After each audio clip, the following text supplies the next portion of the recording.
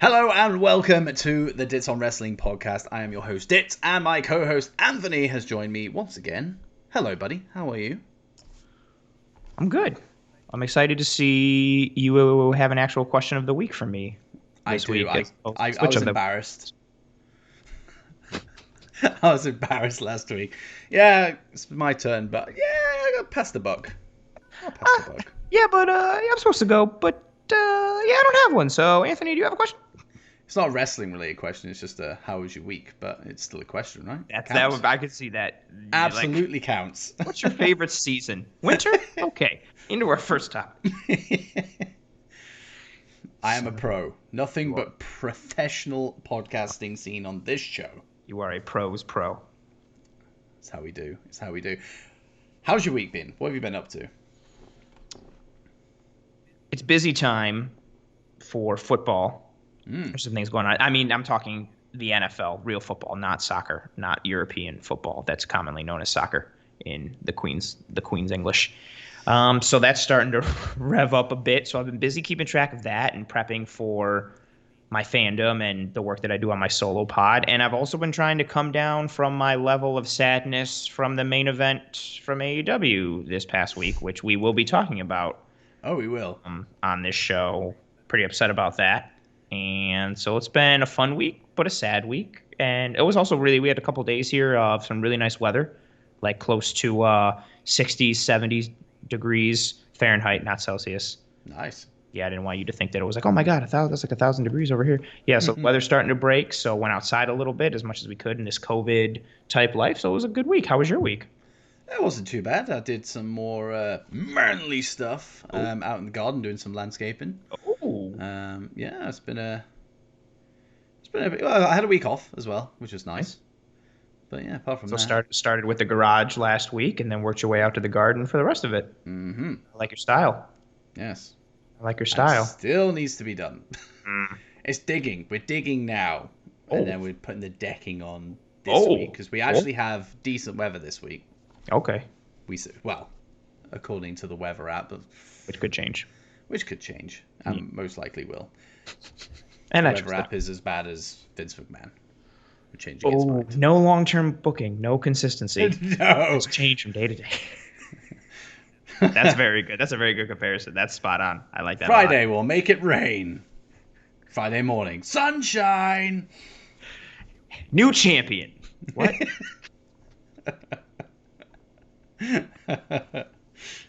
Precipitation. You are the new world champion.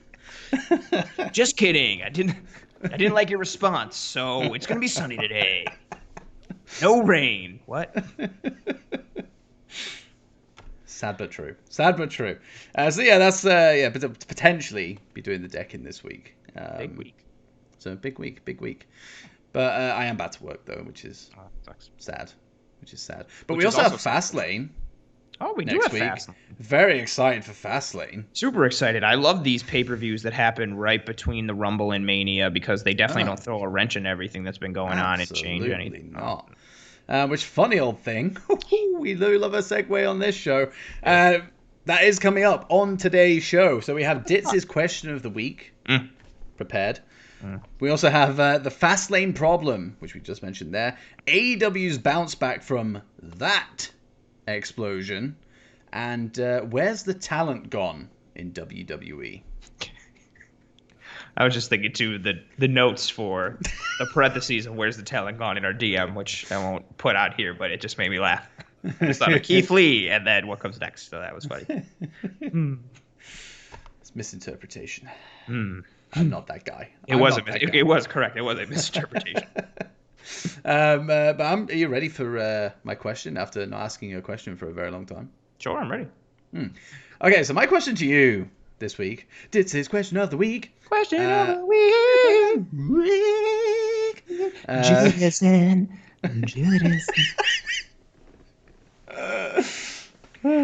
That's a deep nugget. Oh, the only people getting that joke is me and you. Classic Judas cover. Classic.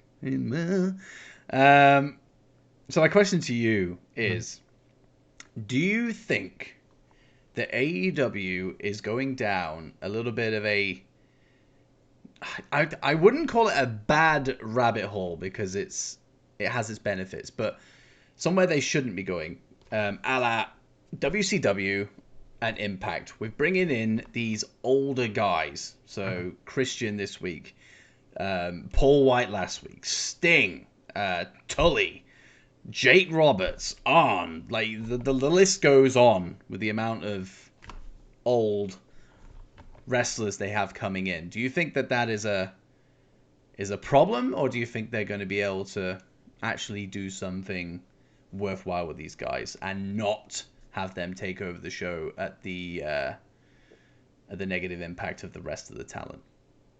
I don't think it's the same as WCW and what TNA did. One, and it's not even blind faith. I trust with the knowledge of wrestling today, I don't think anybody would make those same mistakes again. Everyone and their mother. I mean, even especially just to have Jericho there. Like, Jericho is one of the guys that left WCW because they just kept putting over all this older talent that didn't need it. Jericho and Benoit and Malenko and Eddie Guerrero and Rey Mysterio and like that whole cruiserweight and mid-card grouping that just never got their shine. Granted, people can change when they get older, and maybe Jericho becomes like what Kevin Nash was and forgets who he used to be and all that kind of stuff. But I don't see them making the same mistakes that WCW and TNA did. That being said, I also think the way that AEW is bringing in these older stars, I don't think it's the same thing. Like, I don't expect Christian to beat Kenny Omega for the title at all. I see it as more of like, at the end of the day, you need different parts in the journey to have certain things, and that'll help sell views, like a pay-per-view headline by Christian versus Kenny.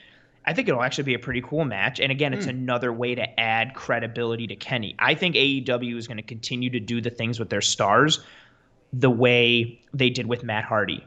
Bring Matt Hardy in. He's in this primetime thing right away, this feud, and adds himself to the elite to go against the Inner Circle. And then as soon as that's done, we see him move towards more of the mid-card and start to get into mid-card storylines, and he's being used to now put over other talent that he's either managing or he's feuding against. I think that's the direction we see more of that in.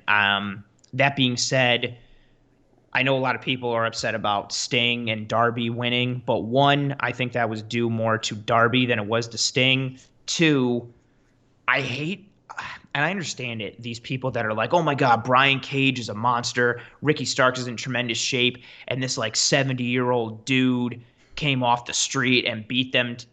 If that's your problem, you're watching a scripted program where this man puts on face paint and they put fake snow out every time he comes out. And your problem is the realism of like, come on, like you're really just trying to grasp at anything. And you also got to recognize the build in the story and what it can lead to. So I don't think we're going to be in a position where a year from now Sting is the TNT champion and Christian or Big Show is the AEW World Champion and Jeff Hardy comes over and then it's Jeff and Matt are the tag team champions. I don't see that. I think they're using this older established talent to draw initial eyes and viewership and then moving them down a little bit to then enhance and push future talent. I'm glad you had that answer, because when I was thinking of the question earlier on, in my mind, it's a show full of characters. It's a wrestling show, but everyone has a character, just the same as any other TV show, you know. And you don't get mad if some nostalgic character from season 1 ends up coming back in season 7, you know, completely outraged that he's taking TV time away from the main character or whatever it is. So that's how I look at it. And, you know, Christian's a big name. Christian can, well, we saw him at the Rumble. Like, he can seemingly still go. How he copes in an actual match, don't know. But I'm excited for Christian and Kenny. Yeah. So it's worked. I got no problem with it. One, I love your analogy of that. Two, I'm still that was a really good spot on analogy, like the season 1, season 7 thing. That was really good. I can surprise people sometimes. Every now and again, a little bit. And that's why you're the captain. And thinking of like the roster, like who else from a singles perspective, you've got so many guys like woven into different storylines and different angles. Like, who do you want to see fight Kenny right now? Like, Pac is already involved in another storyline with Phoenix. Cody is doing his own separate thing now with Pentagon. Jericho and the Inner Circle are having their whole thing now with MJF and his crew, which I think is a phenomenal feud. Like, this is a very easy, not easy, but like you've got a lot of guys wrapped up in a lot of storylines doing a lot of things. This is an easy thing that doesn't, you don't rush anybody to the main stage. You don't throw a match out there just to throw a match out there. Because again, whoever Kenny loses to, it's going to build that person further. Whether he loses in a rematch to Moxley or he loses to someone else, he's not going to lose to Christian. So in the meantime, you have to have him continue to beat people. So you don't want to just feed guys that you have built up in the singles part to Kenny just to have him be able to continue that run. So you got to bring in guys from different parts and do different things. Like there wasn't even look at my golden age for me of like WWF when I was little. Like you didn't have like when Bret Hart was champion and Shawn Michaels was Intercontinental champion. It's not like Bret was fighting Shawn at the pay-per-view. You had like Bret fighting a different amount of like characters and people week in and week out because you have to have people that the champ can beat. And then eventually at the pay-per-view, they fight someone bigger to continue to build up the champion. So that way, whoever beats the champion, oh man, they just beat this guy who beat all these other people. Like I think it also makes sense given what they're doing. And until we get to a point where we see, oh man, like who, like until I see a point where Paul White is carrying a title, I don't really think we're in trouble. And again, even Jericho's the example. How many people were like, I can't believe they put the belt on Chris Jericho? What a ridiculous decision. No, it wasn't a ridiculous decision. You were going into national television and you needed someone who the hardcore fan would be okay with, which most people love Chris Jericho and are fine with it, especially seeing him coming off of his New Japan run. Two, you needed someone who the mainstream audience could see on a commercial and be like, oh crap, that's Chris Jericho. Oh, he's the champion for this promotion? Oh, okay, maybe I'll tune into TNT. You needed something like that. And he got them through that phase, did very good. And then what happened? They put the belt on the hottest guy in wrestling, which was Jon Moxley. So I think until they do something to prove that they're going down that path, I recognize the concern. And I, as a person who loved WCW and as a person who, TNT from like 2003 to 2005 or 6, in my opinion, is still arguably the greatest roster ever assembled in wrestling. I loved it. I watched it week in and week out. And then when I watched Hulk Hogan come on, and then Eric Bischoff came on, and then Kevin, and I was just like, oh my God, don't do this to me again. And then it all went downhill. So I am very paranoid and gun shy about it as a lot of people are, but I don't think they've reached that point yet at all. But it's fair to be concerned. It's fair to be concerned. I get where it comes from. Yeah, but I mean, AEW is not going anywhere for a very long time. I think they've already laid the groundwork for a long and successful time as a wrestling promotion. Yeah. And the way they've handled even if it's just like a one-off legend appearance or just like a couple, like it's gonna bother me. Morton, is it Ricky Morton? Oh, Ricky Morton, yeah. Yeah, I think they were there for like 2 weeks. Yeah, the Rock and Roll Express. They were there for a little bit. Yeah, they did a spot at a show last year. Took some bumps. Put over. Was it MG? Oh, I'm thinking MG. Oh no, it was oh my God, Ortiz. Oh yeah, they went. Yeah, Ricky Morton did a friggin' like suicide plancha onto him on the outside when it was Young Bucks versus Santana and Ortiz. So yeah, they bring in guys. They do that. I think they've done it the right way so far. And even with the Jake Roberts thing, like people who have mentioned that, Jake Roberts was brought in to be a mouthpiece for Lance Archer, and it was fantastic. Like if you think it wasn't, go back and watch that debut promo when he's calling Cody Rhodes Caesar. And he's saying, "Oh, hail Caesar," in that sarcastic tone, and then he ends it with like, "Oh, never turn your back on somebody that you fear or that you respect," and he immediately just turns his back on Cody and throws the mic at him. Like that promo was fantastic. And Lance Archer, granted, part of it is due to Archer being one, a good wrestler, two, being a very intimidating man. But Archer was hot as hell when he came on, and a decent part of that was because he had Jake Roberts associated with him, and Roberts was delivering those fire promos. So Yeah.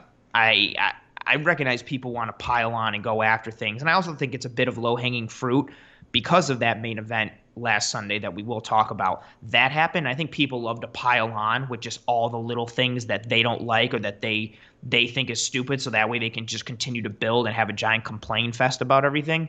But yeah, as of right now, no, I think it's a different thing. But I recognize where it comes from. I just don't agree with it. And that's it's not really. It's not. I wouldn't say it's controversial, but it's seen in a negative light by so many members of the IWC. But one thing that I think is fair, fairly criticized, as we move into our first topic, is this whole Fastlane situation, and it's not this year is no fresh take on it. This has been going on for as long as I can remember, to be honest. There was a time when I believe it was Rumble, No Way Out in February. Correct. And then it'd be like a full month at least until Mania. Correct. Now we have Rumble, Elimination Chamber 3 weeks later.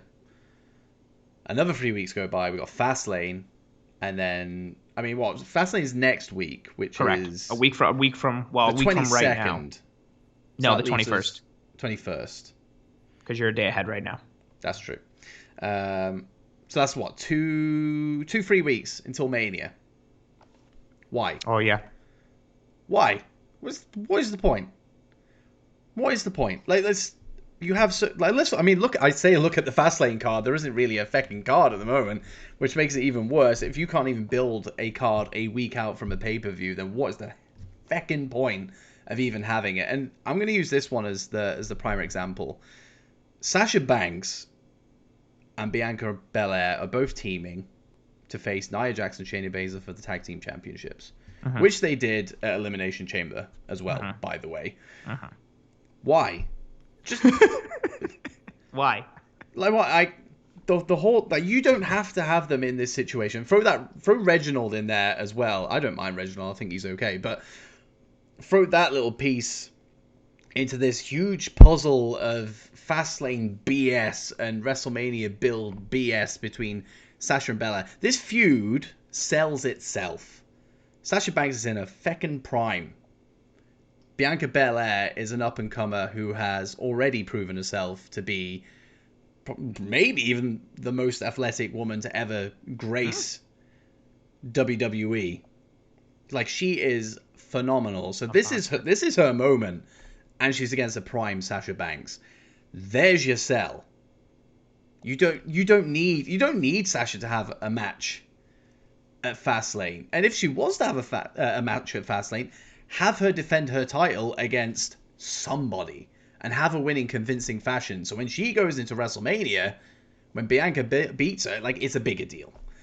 Instead of throwing we see this time and time again. Like, how many times over the last year, or even since the Women's Tag Team Championships have been brought in, does the Raw Women's Champion or the SmackDown Women's Champion team with somebody that they are going to be feuding with at some point, and they face the tag? It's stupid. Asuka has done it with Charlotte as recently as 2 months ago. As recently as yesterday. Now she's facing Asuka at WrestleMania, and now in this situation where you had Elimination Chamber, Sasha Belair teaming. Now we have it again at Fastlane. It just boggles the mind. On the flip, where it does work, is this whole Roman Reigns thing with Daniel Bryan and Edge or Jey Uso being the enforcer for that match. But even that, do you need to be throwing a Daniel Bryan spanner in the works so close to Mania? I'm not against it because Bryan's been doing incredible stuff this year. And I don't think the storyline between Reigns and Edge has been hampered by Daniel Bryan's involvement in the slightest. In fact, I actually think it's probably raised it a little bit.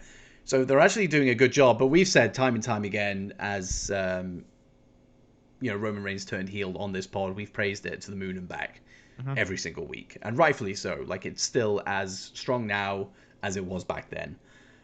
But it is stuff like this whole Sasha Belair thing that is just like, right, what's the point in this Fastlane situation? Are we going to have, because nothing's been announced, but are we going to have Cesaro versus Seth Rollins at Fastlane? Because that would be a fucking waste.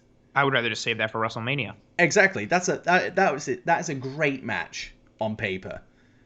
And the likelihood is they would deliver. It's a great match on paper and pay-per-view.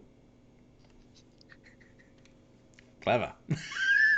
But why would you waste that on a B pay-per-view? Well, maybe they don't think it's good enough for Mania. But it is. Because Vince is probably like, no one knows who Cesaro is.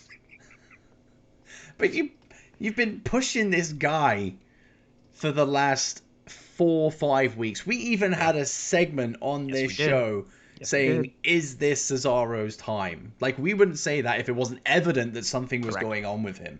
And then you're going to do the dirty on him by throwing him on Fastlane against Seth Rollins, like, in a WrestleMania-worthy match. Why?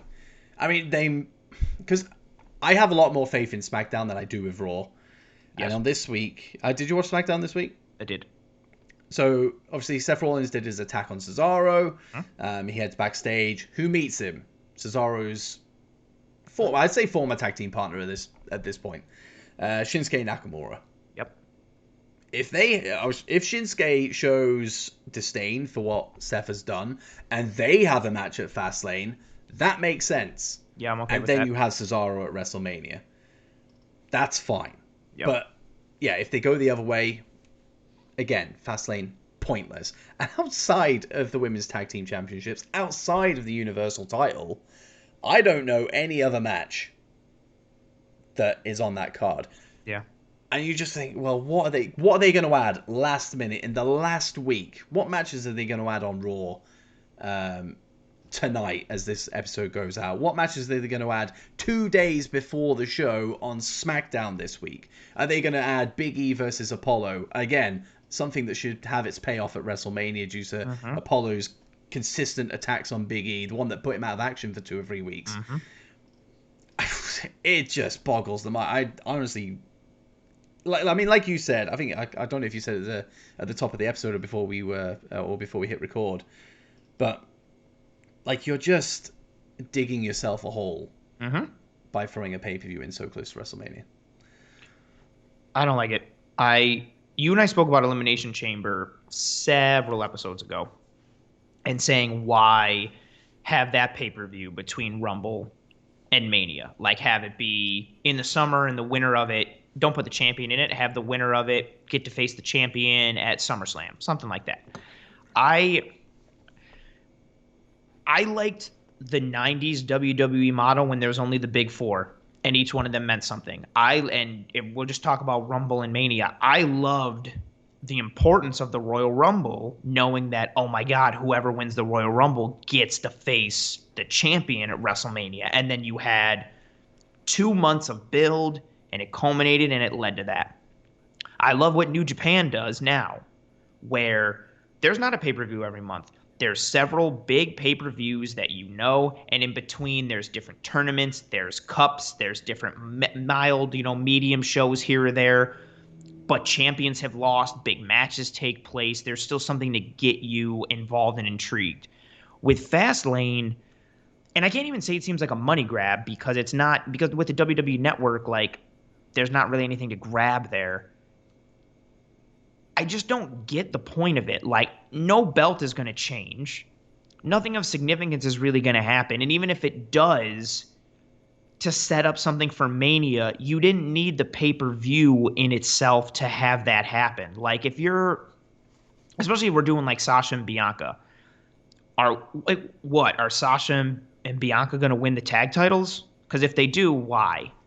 If they don't, which they probably won't, do they accidentally, have a miscommunication during the match and that's what causes them to lose, and then they realize they're enemies and that's what gets them on the road to WrestleMania? Why do we even need that? Especially if you're going to have a little pay-per-view like this. The Sasha one is a good example. Why can't you just have somebody come out who's an established women's wrestler, which I guess would be tough because they don't really establish any of the women on the main roster, but have someone come out and tell Bianca, like, you're still a nobody. I don't care that you won the Rumble. You don't deserve to face Sasha for the title. Like, I want your opportunity. And then have Bianca be like confident and be like, cool, like I'll face you at Fastlane. And then Sasha sits at ringside and watches from the announce table. And then Bianca beats the ever loving crap out of whoever she fights. And then it's like, okay, these are good. There's so many better options for that feud, let alone this thing as a whole. Like, and even adding Edge as the enforcer thing, or Jey Uso potentially, blah, blah, blah. I really see it as leading us to a triple threat at WrestleMania for the title between all three guys, which I accidentally predicted like 3 weeks ago when I thought that's what had happened. Or no, 2 weeks ago maybe, when I forgot about Fastlane. Because I thought when Daniel Bryan beat Jey Uso, I thought that meant that he got put into a triple threat match at WrestleMania, and because I forgot about Fastlane. If we're doing that, you don't need Fastlane to do that. You could do that on an episode of SmackDown. You could do this whole storyline over episodes of SmackDown. I just don't get what this pay-per-view serves. And it goes back to my thought earlier, which you also share. The pay-per-view market is oversaturated. Mm-hmm. We've got so many. Even think about it now. Like person, you watch more WWE than I do. I can't even name every single pay-per-view that comes through. And I know there's one every month, but there's just so many. And how often is there anything of note or of like think Fastlane's a good example. Point to the time when you're like, oh, remember Fastlane like 2016 when this happened? No, because nothing happens there. Like there's so many pay-per-views that are just throwaway, like, well, we're having it just to have it. Yeah. I think it waters down the importance of pay-per-views. I think it waters down feuds. You're just setting things up that you don't need to set up. And I don't think it necessarily or definitively ruins a feud or ruins something, but it just seems like an unnatural step in the way. And it just seems like it doesn't make sense for feuds or, I mean, even as much as I'm really happy for Bobby Lashley to be the champion, right? Why, like, I don't like that the champion lost the belt at a February pay-per-view. Like, why? Like, we had all this chaos, and then, like, The Miz won it. Now Bobby Lashley's the guy, and so now Bobby Lashley is the champion, and what's his Mania feud or build, like, for the next, like, 4 weeks up until Mania? He gets, like, barely a month of a build of a feud into, and actually it's probably going to be less because Sheamus attacked Drew McIntyre, right? Mm-hmm. So you would assume that McIntyre is going to have to deal with that, and then once he deals with Sheamus, then he'll push for Lashley. So it'll probably be Lashley McIntyre at Mania, right? I would assume. Yeah, I would assume so. Right. So I would assume it's going to be McIntyre versus Sheamus at Fastlane. Yeah. Right. Great. So the champion of the main show, Bobby Lashley, will start his Mania program with Drew McIntyre on Monday the 22nd, which means, yeah, he gets like a 3-week build into WrestleMania. The champion of the flagship program gets a 3-week build for his opponent. What? Yeah. Why are we... I don't get it. It just seems like an unnecessary step, an unnecessary hurdle. But again, we joked about it with the weather app and saying that the weather app is Vince McMahon. I think this is a result of when you have things that aren't long-term booked and long-term planned out. Roman Reigns' storyline has made sense for pretty much everything with each week, each month, and that's because we know that they put long-term booking and planning into him. Everybody else, not so much. And it shows when you've got a middling pay-per-view that just seems like it threw a wrench in everything. Yeah, and it's good that you actually just mentioned Vince there, because the rumor mill has been going over the last week that Vince has pressed reset on any WrestleMania plans that he had in place. Shocking. And, well, it kind of speaks volumes when you don't have a card for Fastlane at this point. It speaks volumes. Yeah, of course. And it's not because they're building like anticipation or drama. It's because I would not be surprised if they're sitting there right now being like, what matches are we going to put on this card? Like, they don't know. Yeah. And that's like, awful. Right now, and I can't remember what it used to be like, manias of 10 years plus back. But I would imagine at this point, 4 weeks out from the show, there's at least 4 or 5 matches announced for it. even if Fastlane is a thing, obviously we've got the 2 announced matches because they have to, because of the Rumble, and they go, right, we're facing such and such a champion. That's default, so that does not count. At this point, you should be like, okay, so at Mania, we got Seth versus Cesaro. Boom, official. At Mania, we've got Big E versus Apollo. Boom, official. We got Bobby versus Drew McIntyre. Boom, official. But we don't. And I think it was actually last year as well. Like, how many matches were added to the 2 Mania nights? Last minute. That week. Yep. The Universal title match, for Christ's sake. Obviously, there was a bit of a different situation with Roman going away because of COVID. But still, 3 or 4 days before, Braun gets inserted into that. Like, it's... The McIntyre situation with Lashley is such an easy one. Like, the night after Mania, okay, have him want his thing from The Miz. Miz ducks him. Then the next week, he finally gets a shot. Boom, wins it. There should be no Fastlane, because then the week after that, it should have been like Drew McIntyre been like, okay, I've sat at home for the last couple of weeks after I had to, like, nurse my wounds after you attacked me from behind.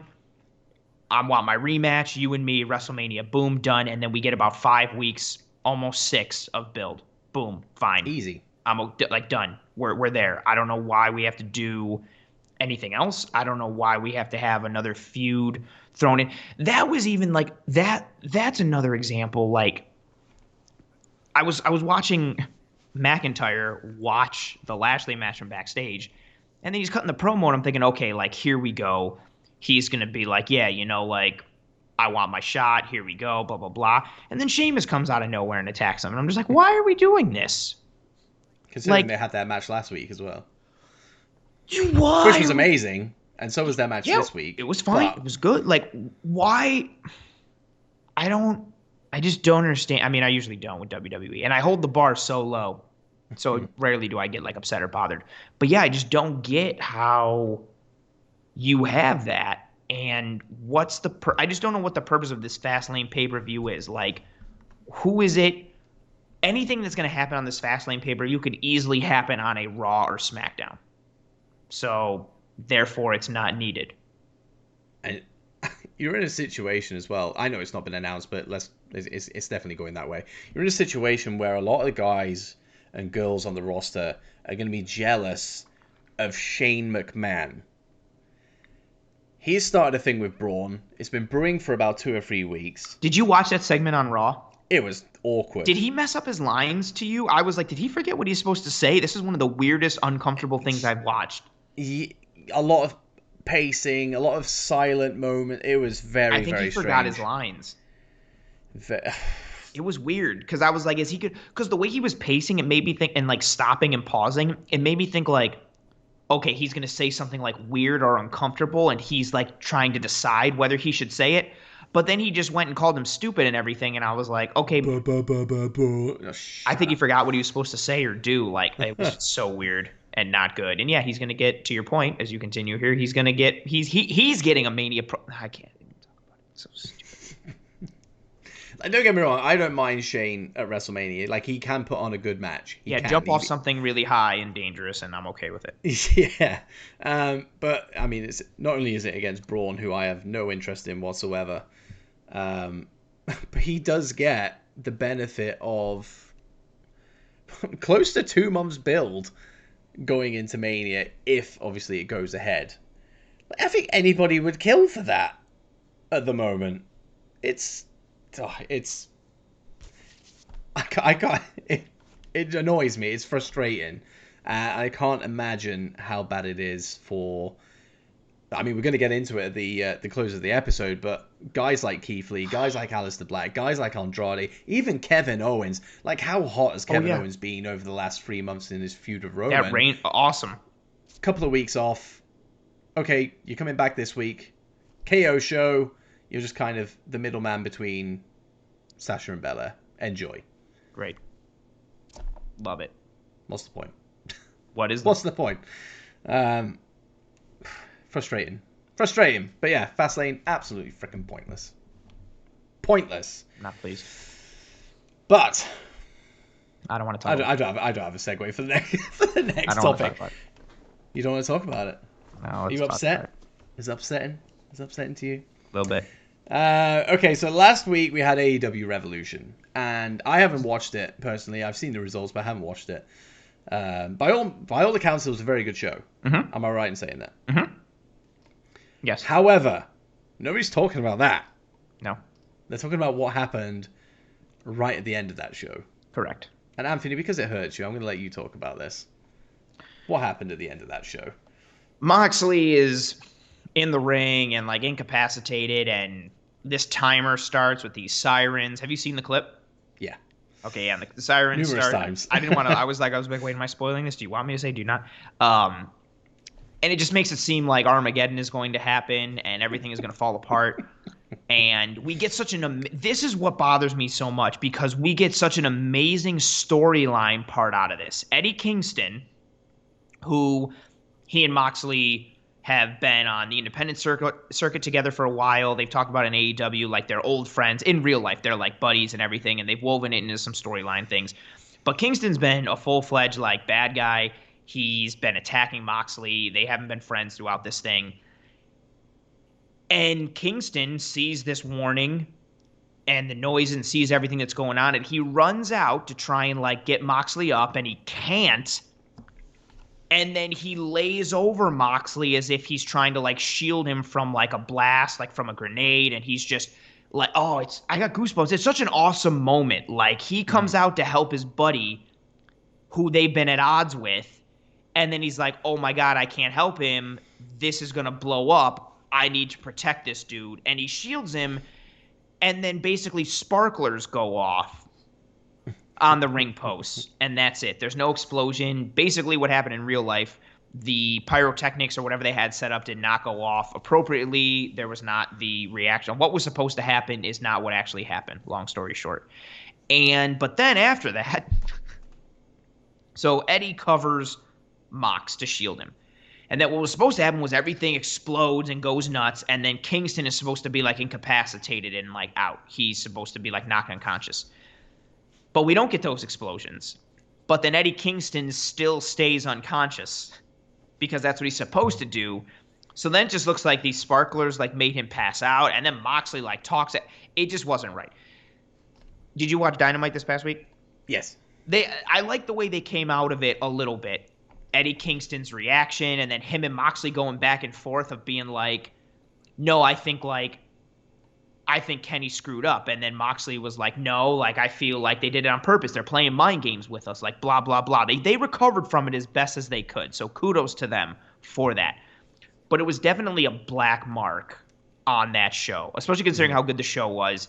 And especially considering the build to that match, which was also good. Like, you've got a barbed wire death match. There were people talking about just what it could be.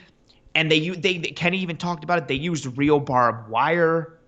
Like, there were so many awesome moments for this that really could have pointed to this match as like just such a massive turning point in terms of like the evolution of AEW. And it just didn't get executed. And when you go for that level of complication and that level of sophistication in your match design, you have to be able to go off without a hitch. And then they unfortunately did not. And it was a major letdown. It was Botchamania worthy left and right. Everybody was ripping it apart that night and throughout the week. I think they've recovered decently from it, and hopefully it's something that they can move past. But yeah, I was especially with the match that they had. I don't remember what pay-per-view it was at, but last year, their unsanctioned match that ended with Moxley like ripping the canvas up, and they were just wrestling on like the exposed wood, and it was very dangerous and brutal. Like, they've had good matches with one another. And when you have a barbed wire like exploding death match, you're thinking like, oh man, this is going to be sick. And it was. And then that ending just happens, and you're just like, oh, it ruined a really. Granted, I don't want to say ruined because they're still going forward with it and it's still being executed, but it just cast a negative light on a really awesome storyline part, which was Eddie Kingston coming out and willing to sacrifice himself and get blown up to save his buddy. Yeah, it was very disappointing. It was very refreshing, though, to see AEW kind of owning it. Yeah. Which I thought they were just going to gloss over it and just not really mention They it. even But mocked Eddie when he was in the ring with it. Like, they did the countdown again, and they were like, "Oh no, here it comes!" And then like, "Oh, 69 me. yeah, 69 me, Don." Like, they did a good job of countering that in the moment. I wish they would have done that. I wish they would have done it. It still would have been disappointing, but I wish they would have done that night. I wish they would have come back out through the curtain when the sparklers went off and would have been like, "You dummies, like, you thought we were really gonna blow this ring up, like, you're two idiots, like, ha ha ha ha ha." But to do that on the fly is tough. Hindsight is 2020, all that. Yeah. But so yeah, to your point, they did recover a little bit, and they are owning it as they go forward. Yeah, which was yeah. I know WWE sometimes do it where they really fuck up and they kind of address it, but not in this way. Not in this way. Like, AEW just owned it. Like, Eddie and Moxley talked about it in their little sit down little promo that they did, and then of course, you know, Kenny took that into overdrive in the ring with that classic 69 little skit. 69 me, Don. Amazing. And he And did he it. actually did it as well. Yes, he had Don Callis' crotch in his face. What a dream. What a dream. Yeah, so they owned it. And I like seeing that, knowing, because you're not going to hit on 100% of everything that you do. So to see them owning it and to see how they come out through the wash with it will be interesting. And I hope to see them. But it was, yeah, I'm not using it to define AEW. And for everybody who's, oh God, but it's just how people do it. For all the people I saw who were just like, "See, what a joke of a promotion, ha ha ha," like, that's so weak, and like, you're so petty and so myopic in your viewpoint for trying to like use this to paint an entire picture of what AEW is. That's what I'm more upset at than anything. I'm upset that, one, it was, as a fan, I wanted it to be more, and it was a letdown. But I'm also upset that like all the people who hate on AEW, like, this is just low hanging fruit and easy fodder for them to be like, "Oh, see, like, what a joke," like, as they sit there and gobble up more Nia Jax on WWE or whatever they. Oh God, yeah, that's what's disappointing with it. And man, yeah, and especially with the build up, like, for me personally, I don't remember how old I was. But I remember seeing in wrestling magazines, like, I knew there was wrestling in Japan. And then when I started to watch WCW, I would see some of the Japanese wrestlers, but I didn't know like what All Japan was or New Japan. I didn't know anything. But what I did know is that like Cactus Jack would go over there and he would wrestle in matches where like they would replace the ropes with barbed wire and there would be like bombs in the ring. And it just seemed like, oh my God, this is like super hardcore. Like, what are they doing? And so when I heard that, I have like a nostalgic feeling for like barbed wire and like exploding death matches because when I first heard of them and discovered them through Japan, and I thought they were going to pull that off, and they did for a decent part. Like when Moxley first goes into the barbed wire and it explodes, it's good. Like, it's good. And so you think, oh man, this is going to be crazy at the end, and then yeah, it's just like a little 6-year-old's 4th of July celebration from the ring posts.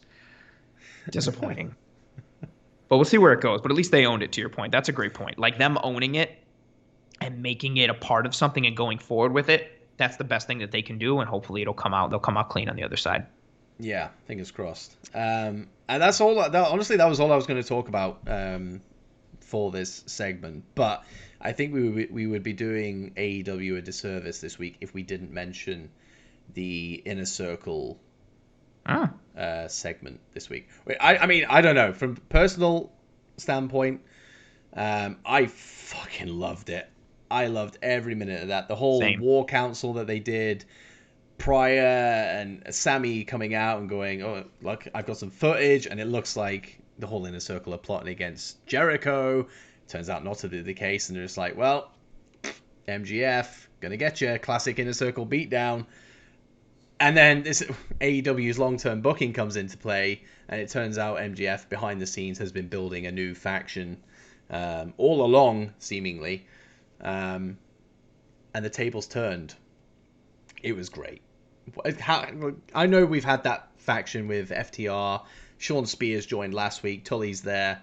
So that faction has been, building anyway, but we just didn't know the MGF. And everybody thought there would be one other person, and it would be like the new Four Horsemen managed by Tully, who's going to be the fourth. And instead, it was nope, we got more. Mm-hmm. But what a way to introduce this new faction. Such a good segment. And to your point, both of what we were saying earlier on with the legend and old timers situation when it comes to AEW, like Jericho solved the whole situation. He's put over this new faction specifically. I would say Wardlow got the biggest rub off. Good powerbomb. Jericho sell that powerbomb through the table. Yeah. It's just so good. Like, it's nice to see a story told. Something so simple as well. But I've been looking for things with AEW for the last. Well, to be honest, since I started watching it again, for the purpose of the show. I've been looking every single week for that one thing that would go, that's it. And this was it? I think there's been a few things where I've gone, this is great. I'm in. But this segment, I was watching it on YouTube this week because I was really behind wrestling this week. So I had to catch up on AEW today, which is why you got the topic so late. But the whole segment is on YouTube, which is great. And I was watching it. I was just, I could not take my eyes off it. I was like, this is incredible. Like the whole thing's here. I get the joy of still being able to watch it, but having not even known that this was happening. So watching it fresh as well, been off social media, so I haven't seen it. I was just like, wow, I'm in. Hooked. Really well done.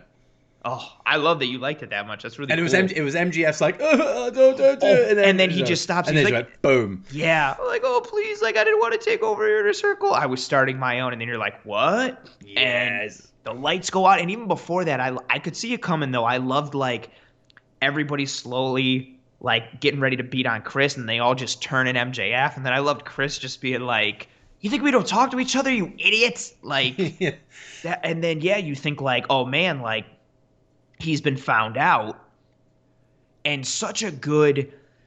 Oh, what a way to put over MJF, and what a cool stable. FTR managed by Tully. You got Shawn Spears managed by Tully. Wardlow, MJF. Like, you've got a sick grouping, and it's really cool. And and again too, like going forward, like so even just for now, it's a cool group. It's awesome. At some point, someone's going to get tired of MJF, and then they'll turn on him, and they'll be the face, and that'll be a cool storyline for that person eventually when or if this group breaks up. Like, there's so many awesome opportunities. They could ride this group for like a year or 2 or 3, break it off here. There's just so much potential in this group, aside from the initial feud with the Inner Circle. And I love stables. I mean, I grew up on, especially like the Attitude Era, like Nation of Domination and DX, like that whole feud that was nonstop. And I thought that was awesome. And then watching like New Japan now, I love, Chaos and Suzuki Gun and Bullet Club and everything, just even WCW with NWO and the Wolfpack. Like, I love factions. I love stables. I thought that was a really cool thing. And I wasn't expecting it at all. When his face turned and the lights went out, I immediately was like, oh my God, who's it going to be? Who's it going to be? And then you saw who it was, and I was like, oh, like, this is very fun. So, yeah, it worked out really well. And that's a very good – and see, that's a cool thing, too, that for the people who don't like – for the people who talk about, like, Paul White and Sting and Christian or whatever, look how good Jericho has been. Look how awesome Tully has been as an added mouthpiece and like manager of FTR, who's one of, if not the best tag teams in the world. And now he's like kind of another figurehead / manager of this awesome faction. Like, it just adds so much, like when used in that supplementary piece like they're doing. So I just think it's another great example of what they're doing in long-term booking and how well they've done. And it just shows they've had more hits than they have misses. And this was a big hit, and I'm very excited to see what happens going forward. Oh, yes. Good times. Now, I'm very wary of the time that the episode is on at the moment. But it was one of those things that just came into my head then. when we were talking about Christian not that long ago. Yeah, we could not talk about it. It was pretty sweet. Did you watch Talking Smack this week? No, but why did I feel like I saw a clip from it? This will be the clip. WWE, through Paul Heyman's voice, in character, commented on Christian moving to AEW. Oh, yes. In the best possible way. I didn't see it. I read this, but I didn't see it. I watched the clip on. By the way, the whole promo itself, like this whole Christian thing aside, is an incredible promo. You wouldn't expect anything different from Paul, but it's just so clever, and I'm glad that they acknowledged it. I'm glad that they used it, and that's showing a little bit of. I mean, people always go, "Oh, well, it's on Talking Smack. It doesn't count," but it does. It's still WWE programming. That means they put effort into saying it. Like, they consciously were like, hey, do this. Like, that counts. Yeah. And it was just like, you have this situation where, Edge is facing Roman Reigns, but it's got to the point now where your best friend has had to run away so Roman Reigns can't use him against Edge. I think that was more or less what it was. And I was just like, oh, that is, I mean, in kayfabe terms and all that kind of stuff, that is very, very well handled. Very well handled. I agree. And it's just annoying that you get that on Talking Smack and not on the main show. Mm-hmm. That could have been addressed in the opening promo or during the contract signing. Whatever it would have been. It could be addressed in a few weeks' time. Who knows? It's just frustrating that it's behind Talking Smack, which... not many people watch. I mean, I'm sure obviously a lot of people watch it, but nowhere near as much as the actual show itself. Yeah, it makes its more rounds through like the internet wrestling community and like social media rounds than it does like the national mainstream. Yeah, exactly. I read it on. I think I read it on Reddit, and saw that, and I was like, oh, that's pretty cool. And yeah, it's almost like it's like a half-assed way of doing it. It's almost like they don't want to acknowledge it, but they don't want to not acknowledge it. So they're like, okay, let's put it on. It would be like in the olden days if they put something on like Sunday Night Heat instead of putting it on like SmackDown or like Raw. So they could be like, well, we got it on a show. It's like, yeah, but you really didn't put it on a show. You put it on Heat. Yeah, so that's... But it's still very interesting that they acknowledge it. And it was a good line. Well done by Paul. Yeah, and the whole promo itself was brilliant. Yeah. I mean, having Paul Heyman on Talking Smack is phenomenal. An absolute revelation. So many guys have come in there and just bounced off him. Like Apollo, look at where he is now. Mm-hmm. Based off a little conversation he had with him. Big E. Oh, I was going to say Big E. Fantastic. Daniel Bryan. Yep. And long may it continue. Like Talking Smack, when that Kevin first Owens, came out, even though Owens didn't Kevin need Owens, it, but him and Owens going back. Oh, so good. Cesaro. Yep. Another... Literally, like almost like literally, we're just like naming everyone who's been on because it's like worked. So good. Because everyone raved about Talking Smack when it first came out, and it was Renee and Daniel Bryan. Mm-hmm. But I don't know. Maybe they're on an even. They're on an evil. It's a different dynamic now. Yeah. It was still good with Renee and Bryan, but it was good in a different way. I don't know which one I like better, but it's a different dynamic now in terms of how they are. I think Paul does it for me on this version. Obviously, the last one you had like that promo with Miz against Daniel Bryan, which is one of the best promos I've ever seen. It was unbelievable. But then you have that different dynamic with Paul Heyman, which I just adore. Yeah, I mean, you have no problem. You've got that link with Reigns. All the time you have that link with Reigns. So anything that is coming of it, there's always a mention of Reigns, who is the star in WWE right now. It's just great. It's just great. Beautiful. But people who would like to be stars in WWE, and people that I personally think should be stars, people that you think should be stars. Each topic of this episode is just like things we hate, minus the whole MJF Inner Circle thing. Everything else has been like, everything sucks. I don't like doing that, though. I don't like doing that. I usually feel like I have a positive spin. Well, that's why you broke it up. You brought the MJF thing. That was cool. We spoke about Paul Heyman on Talking Smack. It's like you put a good thing like layered in between all the bad. And back down. Yeah.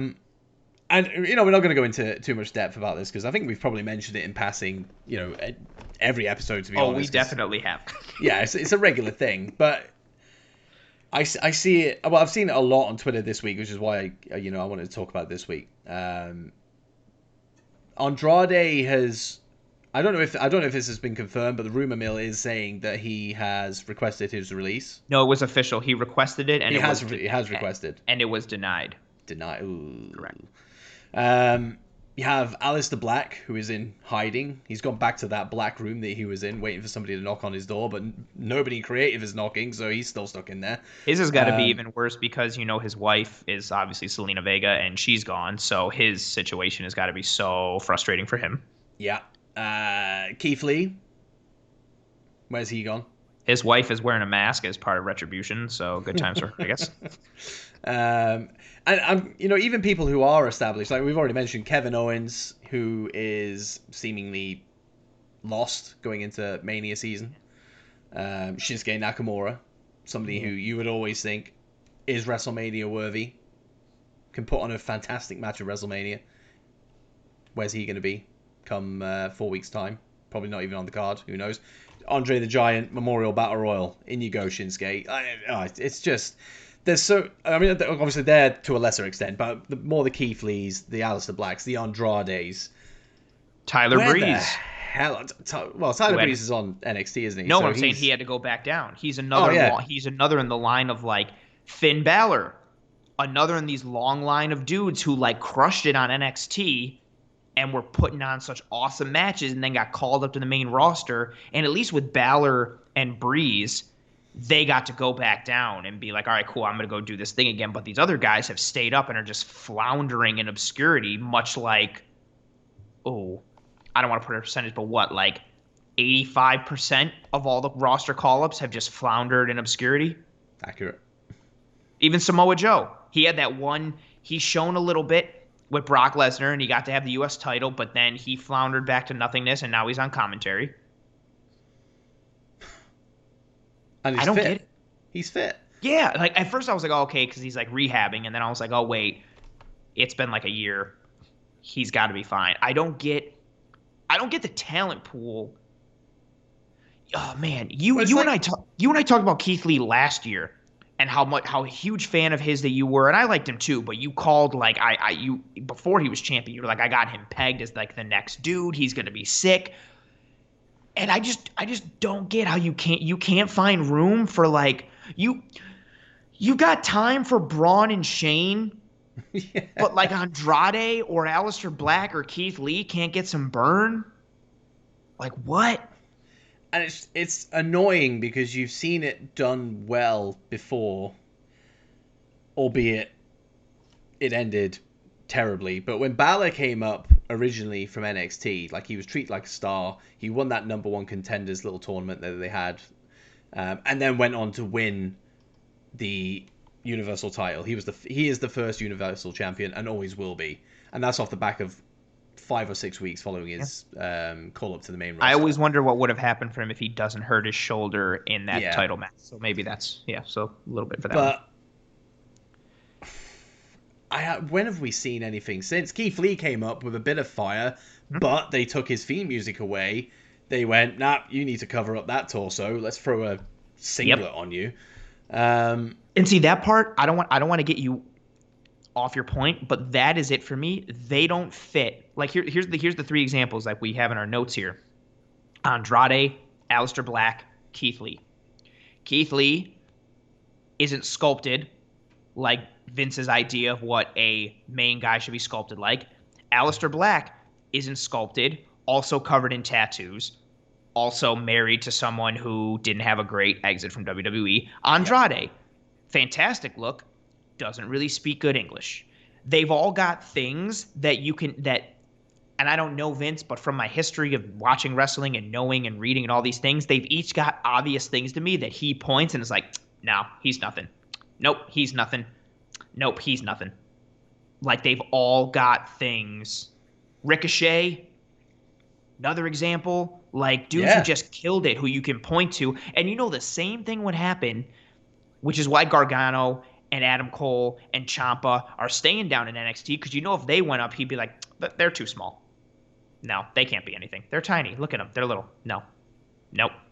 Not big enough. Adam Cole, nope, not big enough. Ciampa, No, look at his beard. It's got gray in it. He's old. Never happened. Johnny Gargano? No. What is he, like 110 pounds? Nope. Out.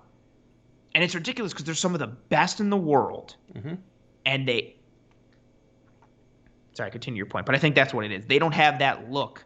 Like I was going to say, the most successful one was Drew McIntyre because he fits Vince's thing.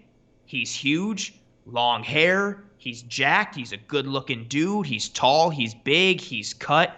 He fits Vince's build. Yeah, you love him. Like he looks like a, and I mean this in the most respectful way possible, he's like a Scottish Hulk Hogan. Yeah. Like he's built like what Vince wants his stars to be. Look at Roman Reigns. Same thing. Big, tall, muscular, dark, like looks like a superhero, square jawline. He fits the bill. Because you also got to think of this too. Even when people point to like, oh, but Bret Hart and oh, Shawn Michaels. Vince did that because of the steroid scandal going on in the WWF. He did that because he had to. Because Hogan had to go away. And Warrior had to go away. And Savage had to go away. And they all had to stop taking steroids. And their body changed. Which is why Macho Man started wearing one-piece suits instead of just wearing the tights. Which is why Ultimate Warrior did a very similar thing. Which is why Hulk Hogan dropped tons of weight. There was so much scandal going on in real life with courts and with the wrestlers not being able to take steroids anymore. Vince had to shift. There's a very good chance that Bret Hart and Shawn Michaels and that whole like wrestling revolution there at that time, they don't get main title runs because that's not what Vince views a main title guy as. His main eventers are tall and big and muscular, and that's all he cares about. And as much as it sucks, Keith Lee and Andrade and Aleister Black and Shinsuke Nakamura and Finn Balor, despite the fact that he's in tremendous shape, and Adam Cole, even though he hasn't been called up, and Samoa Joe and all these guys who we can easily name, they don't have those main characteristics, or they have one flaw in Vince McMahon's mind, and therefore they get nothing. And it shocks me that Triple H doesn't have much of a say in what is going on. Like, I know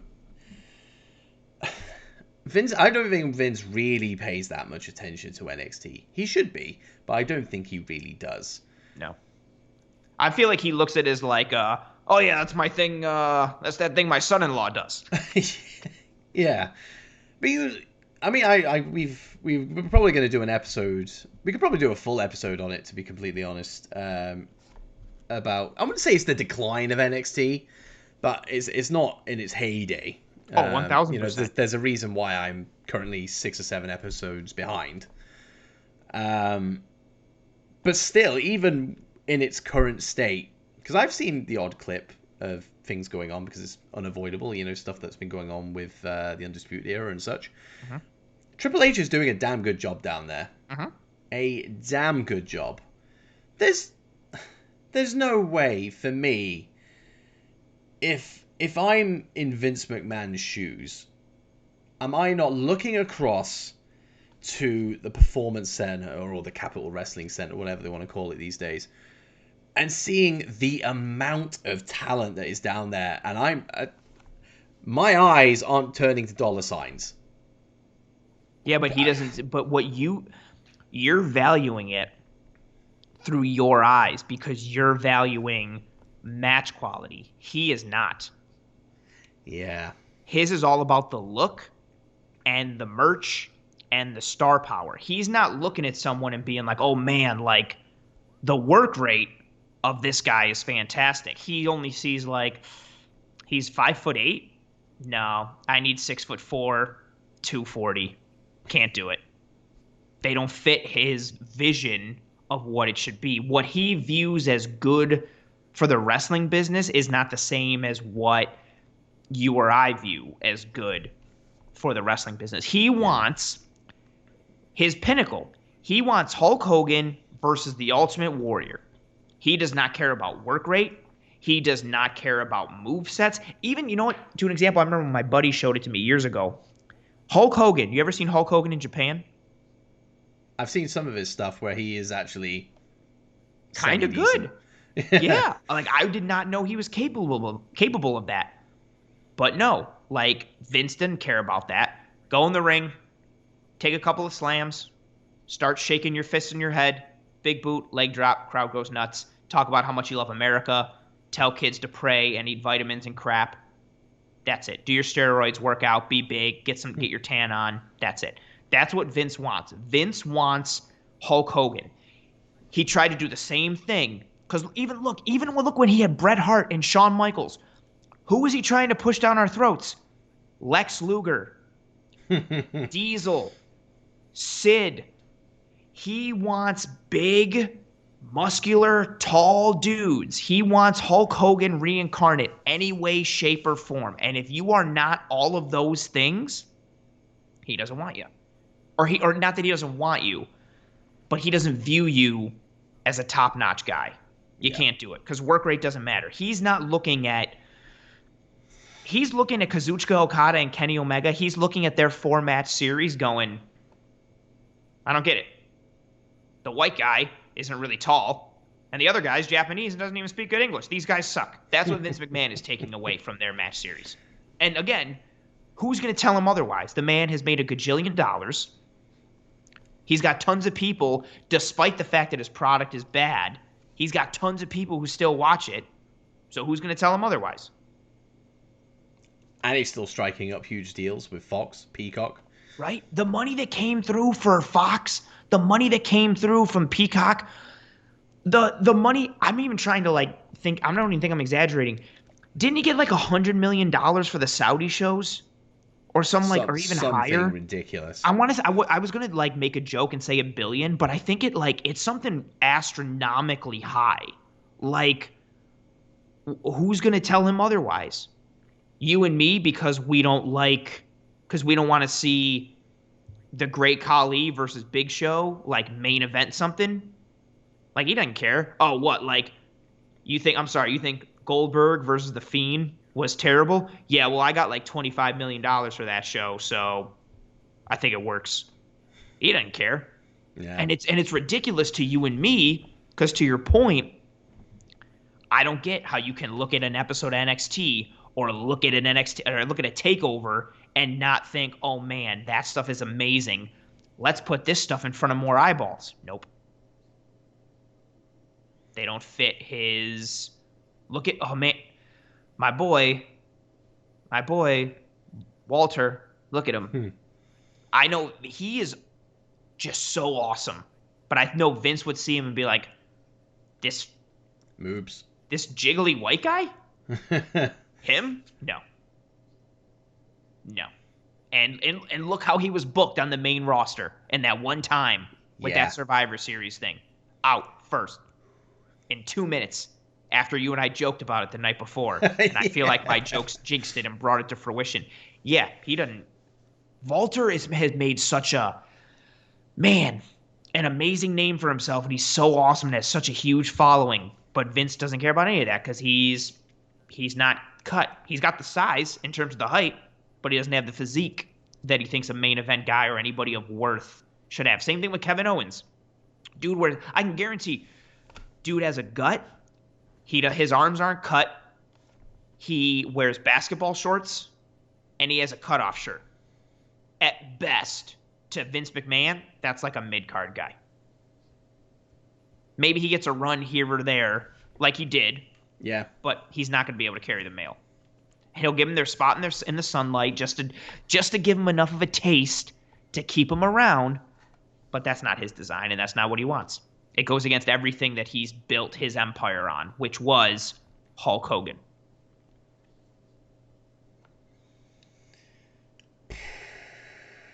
Sorry, I realize I hijacked that a little bit. Oh no, it's your points are completely valid and echo my sentiments completely. I forgot Andrade even existed until I saw the news on Friday or yesterday or whenever it was, or Thursday. It made me go, oh crap, I forgot. The thing is with Andrade, you have a ready-made. I hate to. We've talked about it with Seth and Becky before. I don't. It's rare when couples work on wrestling television. It's very rare. But I do think that you could make something work with Charlotte and Andrade. To the very least, you could boost Andrade to what Charlotte's level is, and then separate them, and that's a good stepping stone for Andrade to go off and do good things. You could have them both be like on camera together and have them both just be like super arrogant pricks. And like that would work. Like have Charlotte be arrogant Charlotte Flair with her really good looking husband who is phenomenal in the ring. And there you go. The problem is once they separate or even when they're together, Andrade needs a mouthpiece. And that's a huge detractor for Vince. So either Charlotte has to speak for Andrade all the time or he needs a manager. Which again, I don't think that's bad. Give him a manager. Who cares? Like, oh God. It's so frustrating the amount of talent that they have. And I know certain dudes, maybe they don't care, but Andrade obviously does. He wants to wrestle. And if you believe the rumors of, actually, I think Dave Meltzer confirmed it. The Melts, Dave.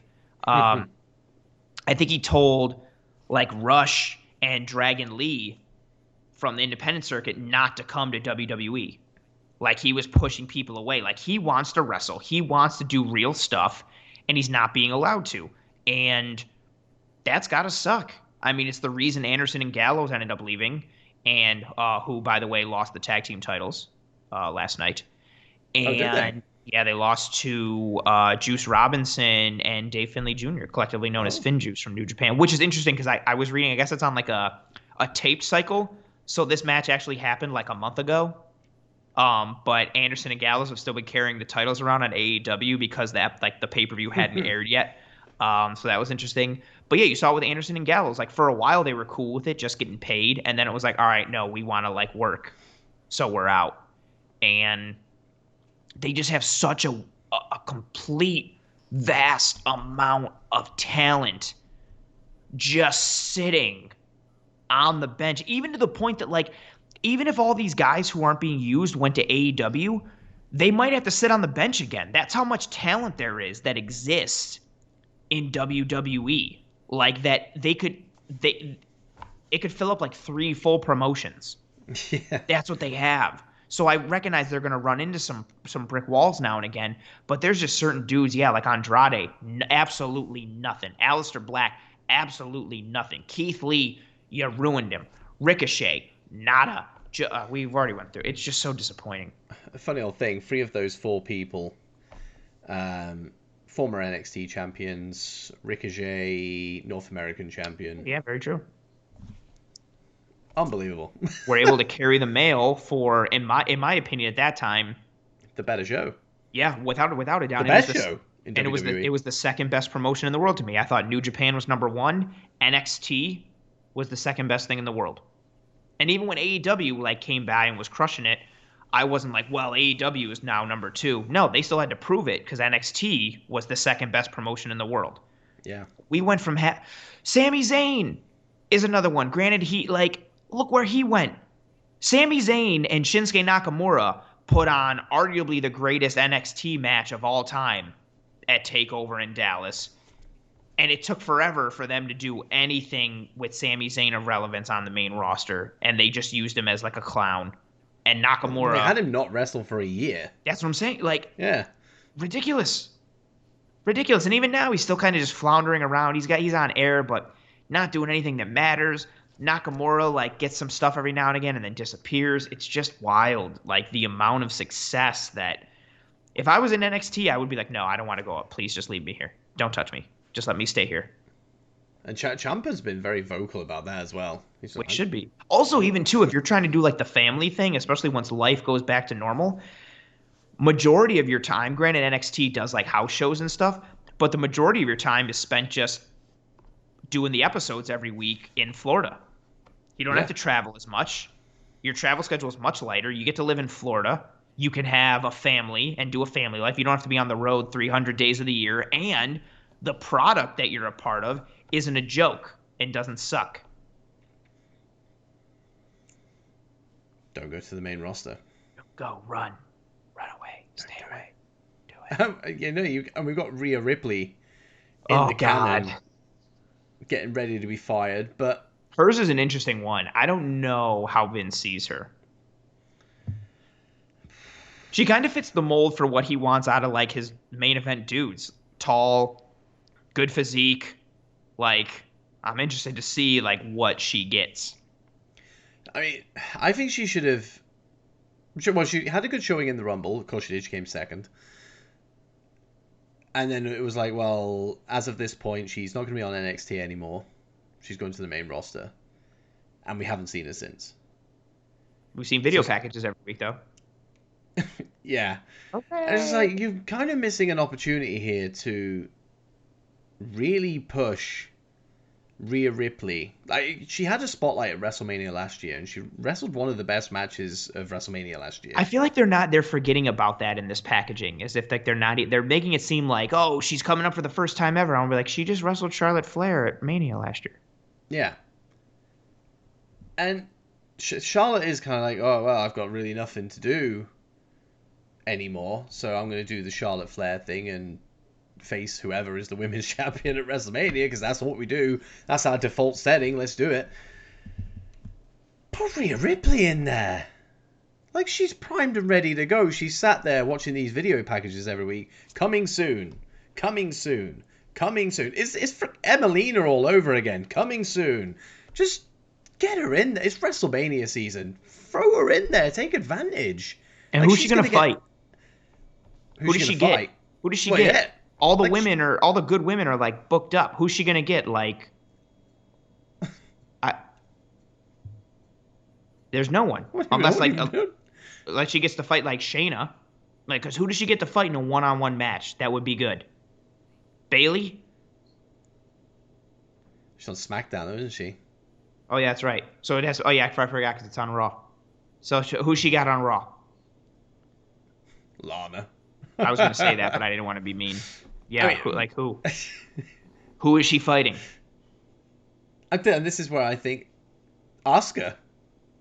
Why not? Cool, but she's booked up. Because of course she is. I mean, you could have it as a triple threat. Could. But what story is that telling? I like Vince cares about that. No. Charlotte Flair. That's a really good Vince. Charlotte Flair.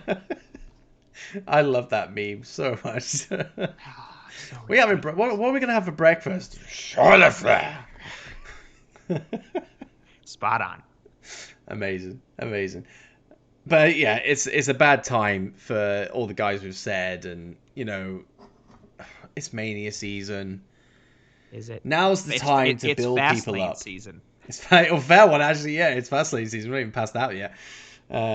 It's a crying shame. It's a crying shame to see other companies doing so well, giving all their talent a bit of a spotlight, and yet the biggest wrestling promotion in the world just can't. It's baffling. It's baffling. But we will leave it there. We've been negative enough. That's true. And we've gone 17 minutes over time. We're only an it's hour my network, 17. damn it. I can do what I want. That's true. We're only an hour to 17? Only. Oh, that's not bad. Yeah, that's not bad. I thought we had hit like an hour and 30 by now. Okay, that's not bad. 2 hours. 2 hours. 2 days. Well, it will turn into 2 days when we do our WrestleMania watch-along next month. True. Oh, boy. Plug. Ooh, doggy. So next month for WrestleMania, of course, WrestleMania is 2 nights this year, as it was last year. Anthony and myself will be doing a live watch-along on Twitch, on twitch.tv/Project Dits. We'll be live on there for the entire show. So we will be live on Twitch for 6 days. Yep. No bathroom breaks. No bathroom breaks. Having our wives bring us food. and a bucket. Yeah, right. Oh, man. Oh, yeah, it's going to be good. It's going to be good. I hope they do the card so we can figure out what night. Well, that's the thing. So the card that we are going to watch together is TBC, because we want to pick the best night. It is 2 nights, right? It is 2 nights. They've confirmed that, right? Okay, cool. Saturday and Sunday. Sunday. Yeah, it's going to be... I don't know why... I don't know why I have a feeling we're going to be doing the Saturday night one. I don't know why I have a feeling the Saturday night card is going to be better. I have a feeling the Saturday night card will be better, but the Roman Reigns match will be on the Sunday, but the Sunday card will not be as good. See, I'd want to watch the Reigns match. So would I. So I'm very but that means we're going to have to wade through like the Sunday card will have the Nia match, the Shane McMahon match, and just all like a couple of things we don't want to see, but it'll end with Reigns, which I do think is going to be a triple threat. I think it'll be Reigns versus Bryan versus Edge, which would actually be really good. Because even if Roman loses, I don't think they want Roman to take the pin. Good shout. Good shout, because then he could use that. And then, voila, rematch at the pay-per-view 2 weeks later. Anytime Rhea Ripley gets a rematch, it should be a Rhea match. You're better than that. You're better than They're that. so stupid that they're funny to me. Like, that's the ones that are funnier. The ones that are just so dumb. Like, that's just so funny to me. Oh, wow. Charlotte Flair. Charlotte Flair. She deserves a Rhea match. Rhea match. Well, maybe she'll get it at I can't even speak now. Sorry. WrestleMania. Type thing. Hmm. But yes, we are doing that next month. We are doing that this next month. But just keep an eye on the socials, which is another good segue. Let me get the correct hand. Boom. There. At Project Dits. You'll find out all the information that you need for everything Project Dits, to be fair, whether it be this podcast or the other podcasts under the Project Dits podcast network umbrella. You'll find it all on there. And Anthony's handle, see if you get it right. Did I get it? Ooh, almost. Your finger is out of shot. He's going close to your head. Oh. And then up. Up. This is riveting stuff. Boom! There we go. Yeah, that's my handle. I'm on the old Twitter at pro__ant, as I just accurately pointed to. That's pro_ANT. Find me on there talking about the Buffalo Bills as part of the podcast that I do on my own called Disguise Coverage, part of the Cover One Sports Network, talking wrestling, talking just a whole bunch of other amazing things that you should tune into and follow and pledge your undying allegiance to. And then, of course, find me here every single week, part of the Dow Pod, as we ramp up towards Fastlane season and then Mania season. And this, I'm excited for the Mania live stream. I'm excited, or the watch along, I should say. I'm excited for that. Bring beers and pizza. We're gonna have just a case of waters, some energy drinks, whatever we can do to. Oh man. Nah, it's gonna be good. It's gonna be. It'll be a good time. Yeah. I'm excited for it. I'm excited. I'm excited for it. I'm excited. And Aragons. And Aragons. But that is it for us this week. Of course, we will be back next Monday again with a new set of topics. We won't be talking about Fastlane because we record this on a Saturday, or potentially when the pay-per-view is actually going down. But I would actually like to watch it because I don't want to miss an episode of TV. We'll probably record on Saturday. So there will be no Fastlane coverage next week. Just a heads up. But until then, take care of yourselves. Have a good week. And I will leave you in the comforting, warm glow of an Anthony final thought. I took a lot of diligent notes in my notebook for this one, and this one I know a lot of the outros that I do. There's a lot of pomp and circumstance and a lot of frill, but this one is really just the meat and potatoes, the heart and the essence. I didn't want to throw out a lot of verbiage and just dress it up, because at the end of the day, the heart of it, the crux of it is very simplistic in these parting words, and I didn't want to drown it out with just like pomp and circumstance and frills and a lot of churlish behavior. I didn't need that. So with that being said, I'm sorry. Let me to the proper page there. Goodbye.